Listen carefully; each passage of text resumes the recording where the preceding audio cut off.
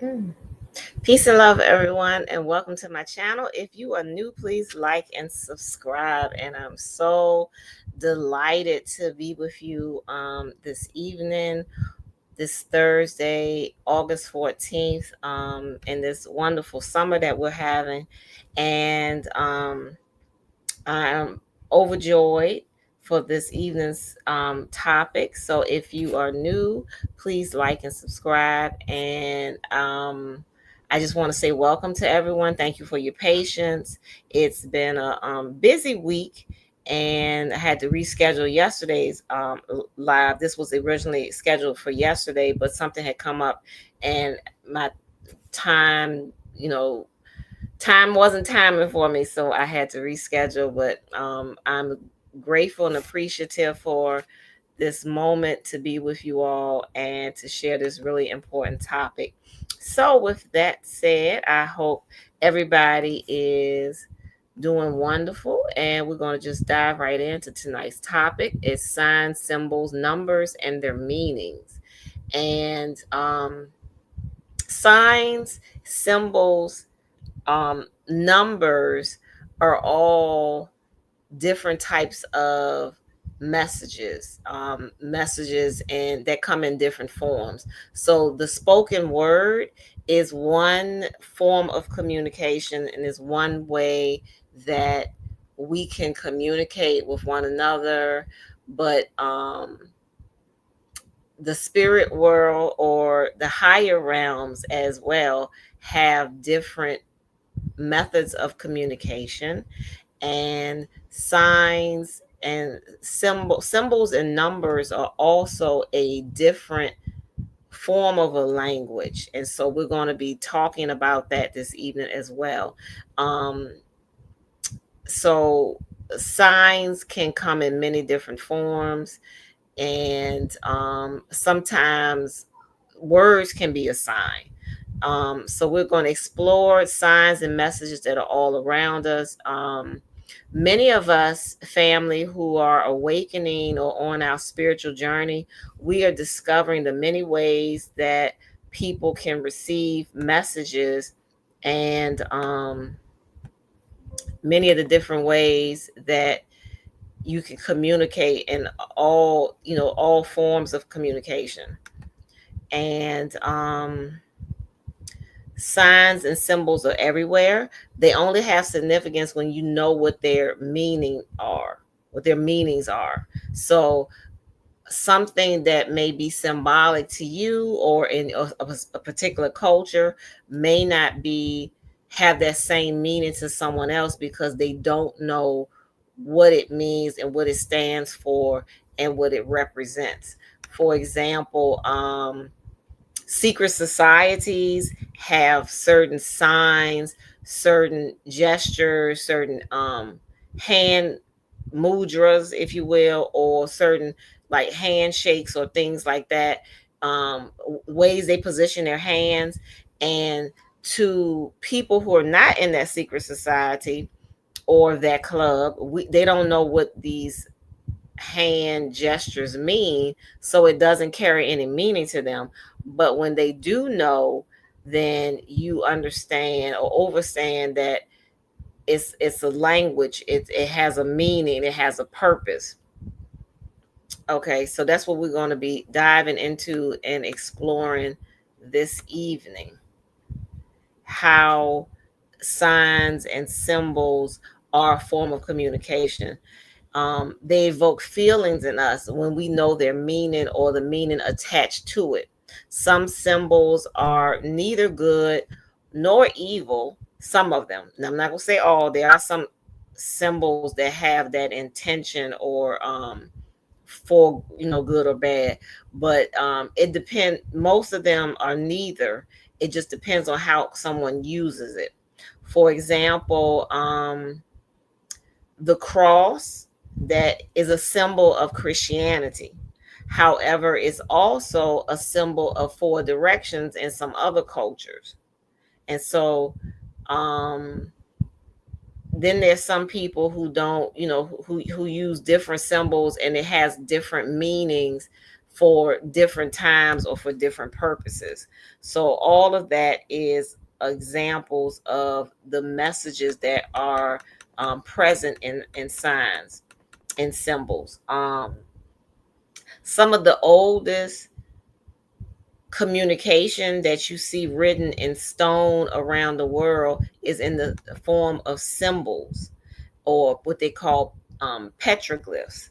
And some of the oldest form of writing is actually that the symbols that you see in petroglyphs or ancient rock art carvings, symbols on, ancient objects or talismans or whatever.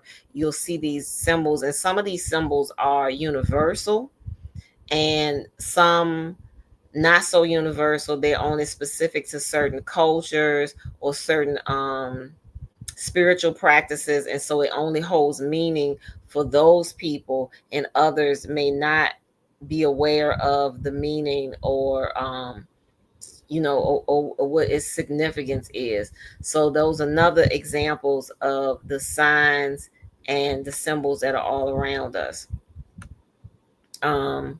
So one of the types of symbols that, well, we already talked about spiritual and religious symbols, and how petroglyphs are one of the ancient forms of communication, and in the form of symbols you'll see. And then symbols gave rise to writing, or what you would call letters or characters. And then it started from picture writing symbols. The symbols had a meaning in those cultures and those languages. And so that's what people use to communicate.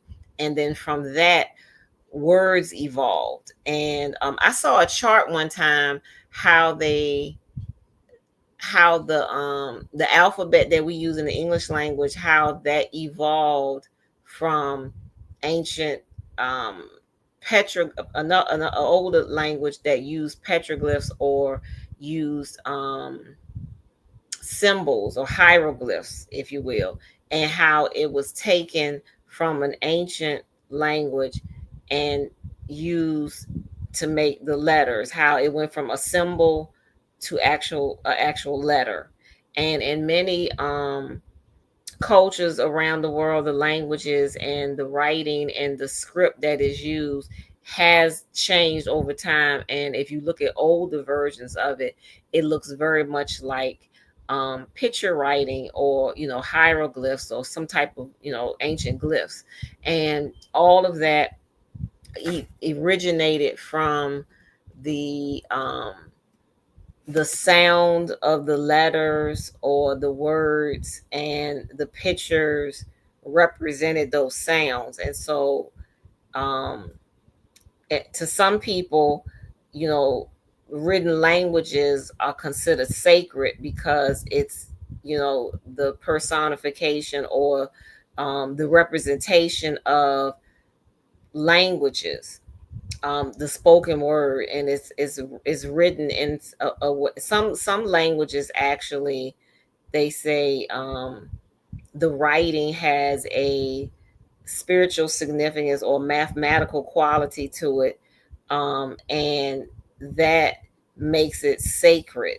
And the forming of the words is a there's a science to that, actually, which would be a whole nother lecture. But all of those things have a spiritual significance to them. So all of this is part of what is the meaning in the signs and the symbols. um, Signs also can come to you not just in words, but um words and symbols, but also signs may come to you in the form of um living things, but or in other objects, or sometimes plants and animals. So another example of signs and symbols are totems. And totems are a plant, an animal, a crystal or other animate object, excuse me, can't talk this either for some reason, that resonate with you and holds a similar frequency. So any plant, animal, crystal, living thing, um, can can be a totem for you. And totems hold a spiritual significance and represent a particular quality or energy, or they can convey a concept. They're here to support you, teach you valuable lessons, guide you on your journey. Totems can come and go in your life. You may have different ones. Most people have more than one totem. And not only do you have more than one totem, the totems, will come into your life or at certain times, that pivotal times, to lend their frequency, if you will. And then they pretty much, in my experience, they show up when there's a certain energy that you need to cultivate within yourself, or something you need to focus more on. That's when they will show up. So they're very much here to lend you support, lend you their energy, teach you life lessons, serve as guides in your journey. So they are birth totems. You have a totem that resonates with you at your birth, and you will also have different ones throughout the different stages of your life, from childhood into adulthood. They emerge in your life to lend you their energy when whatever energy is needed to be successful along your journey. um your Not only do you have birth totems, and different totems come to you at different stages in your life, you there are family totems. You may have a tribal or a nation totem. Your totem for your tribe may be, for example, the Choctaw have the diamondback rattlesnake. And then I know there's several other um, groups, or ethnic groups, or tribes, if you will, of people that have a certain animal, that or plant or something that represents them or their clan. Like if you belong to a nation and you have different clans, each clan may have a different animal or plant, flower, tree, whatever, that represents them, or that's their totem. That's their clan's totem or their tribe's totem.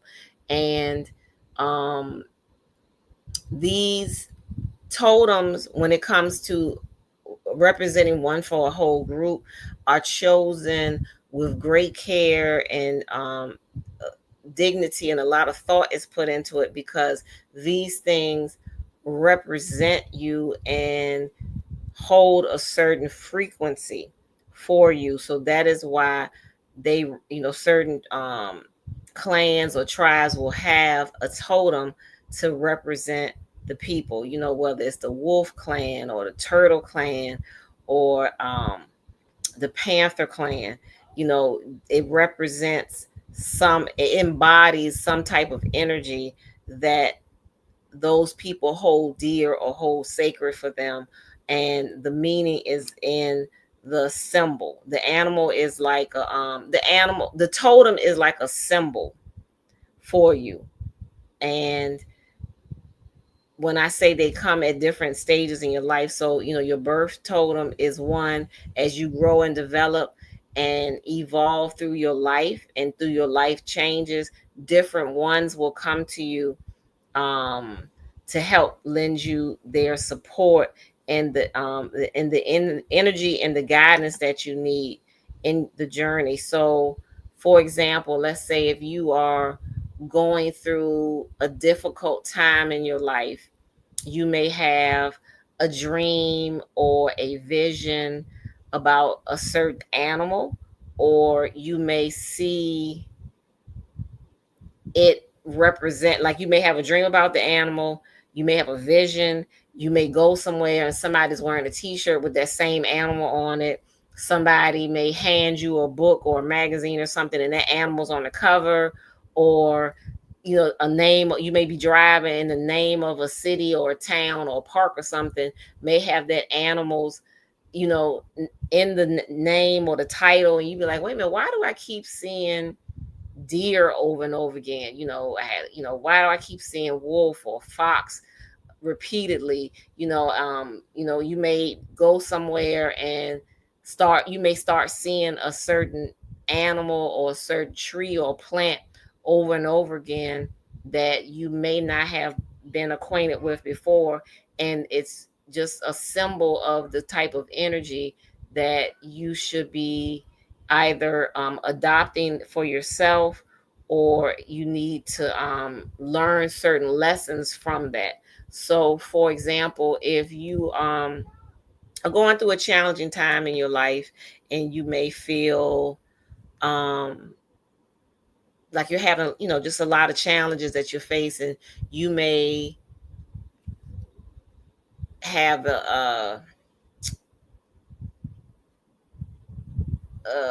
let me think of one. Eagle might come to you. You may see a bunch of eagles repeatedly, have a dream or a vision or some sudden insight, and you know the eagle may come into your awareness, and the eagle is telling you to soar higher, soar above the nonsense, fly higher, if you will, metaphorically speaking. And or let's say if you're feeling weak or not feeling empowered, you may bear may come into your life. Bear is a very powerful totem.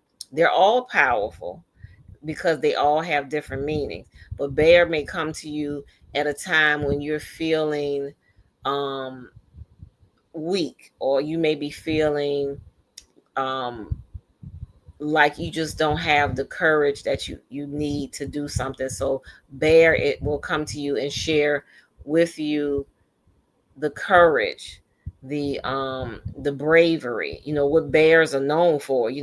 They just strike fear in the hearts of people when they see them, even if the bear is at a great distance or is staying immobile.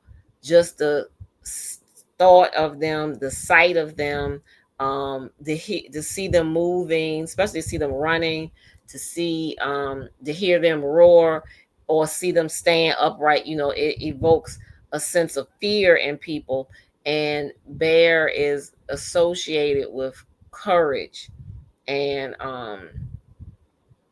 bravery. So a lot of people feel like this is a good totem to have at a time in their lives when they're feeling they just need something to make them feel um, empowered.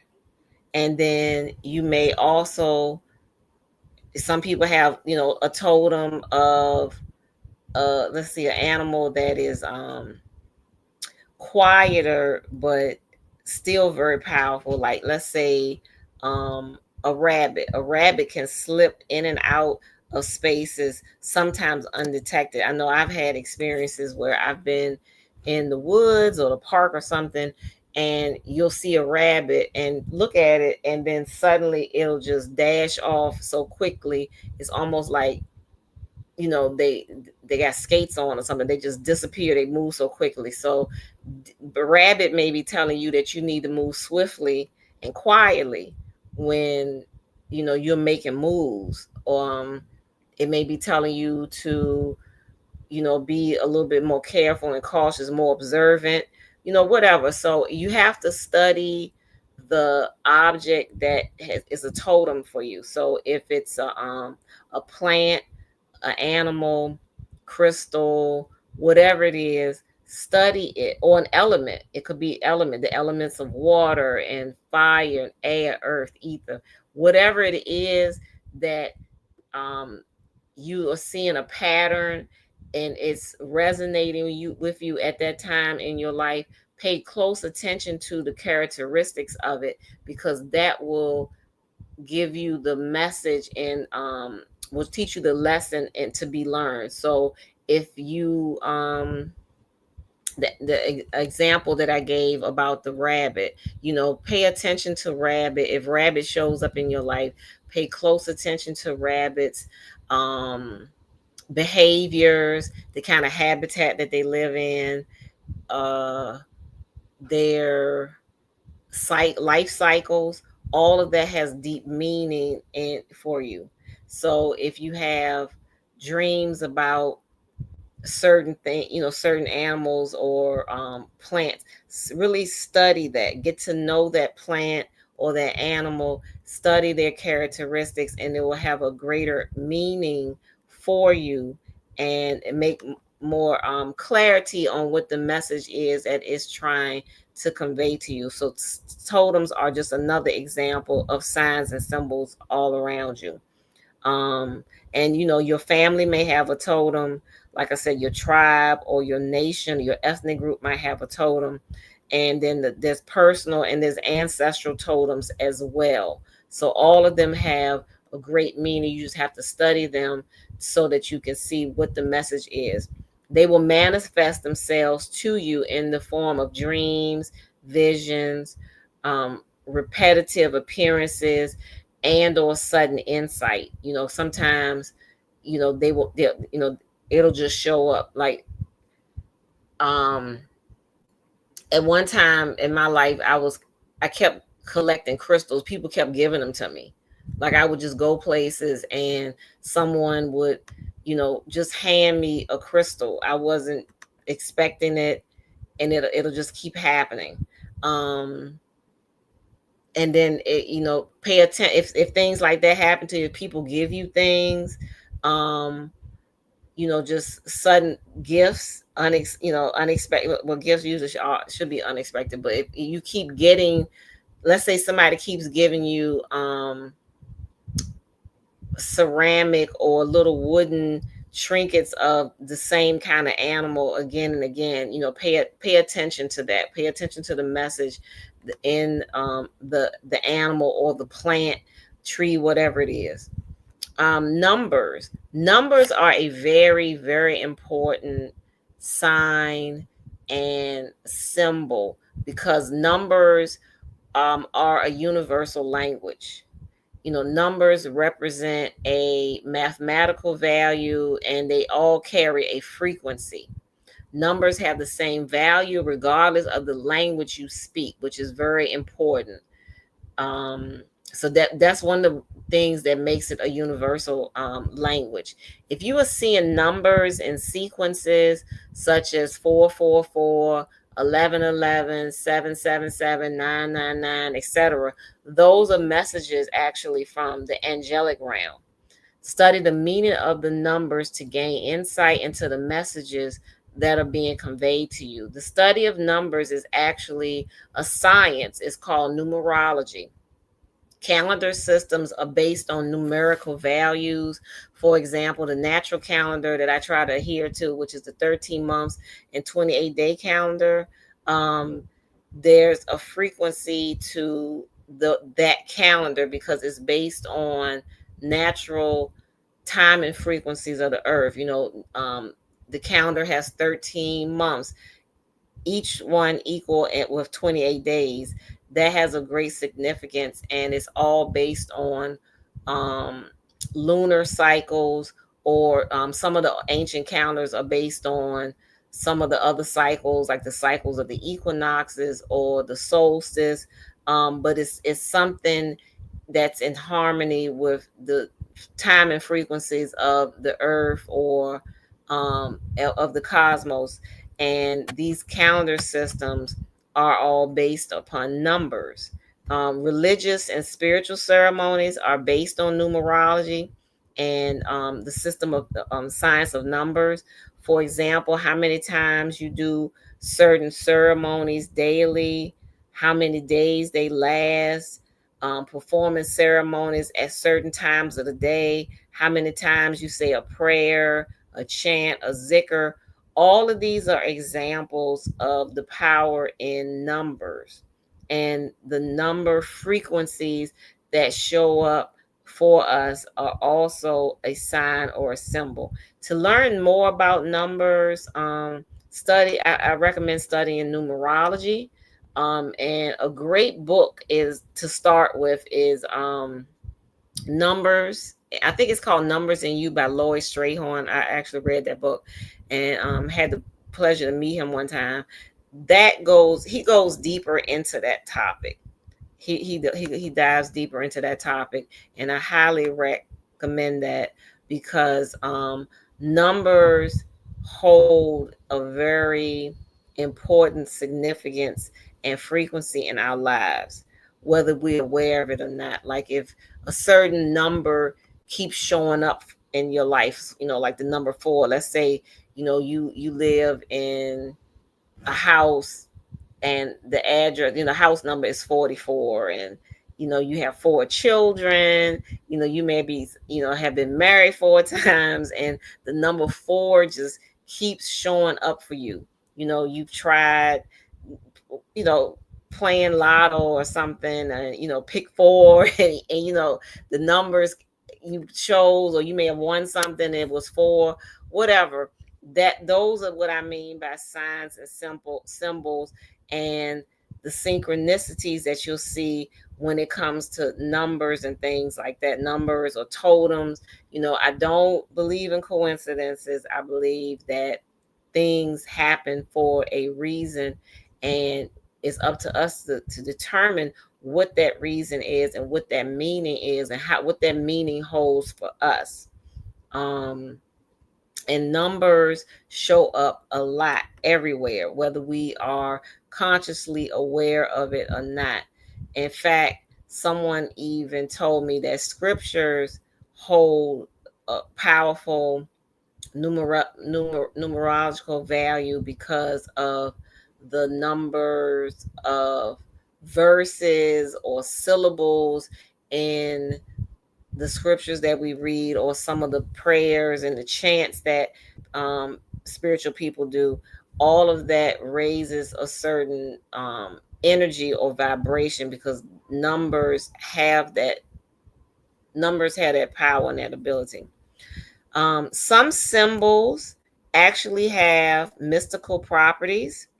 They carry energy, and some of these symbols or words are used as talismans to protect people. Some have energies infused into them.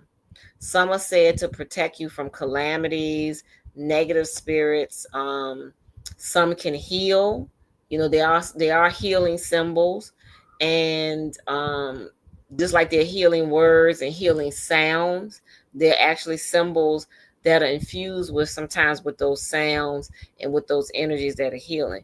Some are used to protect you from as talismans. Many different cultures have things that are used as protective symbols, or they invoke certain emotions or feelings in people, or feelings of safety or groundedness. Reiki practitioners are taught healing symbols that carry specific energies. And if you've ever studied Reiki, you'll know the story of one of the doctor that actually coined the term Reiki, because it's an ancient healing modality, but in recent times it's been called Reiki, which is comes from Japan, the term, but it's an actual type of energy healing. And the doctor that is credited with developing Reiki, the symbols came to him in a vision, and the symbols carry frequencies and healing energies. And there are many different types of healing symbols. Even your spiritual and religious symbols can be healing to you because of the meaning that is associated with it. So symbols carry specific energies. Another example of symbols carrying energies are sigils. They're examples of symbols being infused with certain intentions as well. So all of that can be used to our greatest benefit, which is what we always want to do. We always want to use the information that is being shared with us, the information that we have access to, whether it's coming to us in the forms of signs, symbols, numbers, or whatever, we want it to be used for our highest good and for us to help ourselves and to help one another. So remember, family, we are learning so much. We are going as we're going into this new cycle of time, this new paradigm shift into the new earth. You know, you're clearing thousands of years of outdated conditioning and belief systems that no longer serve humanity for its highest good. So keep that in mind. And with that said, I hope you all enjoyed tonight's presentation. If you have any questions, reach out to me. My email is scrolling across the bottom of the screen. You can also find me on Instagram at Astral Healing Arts, and my website astralhealingarts.org.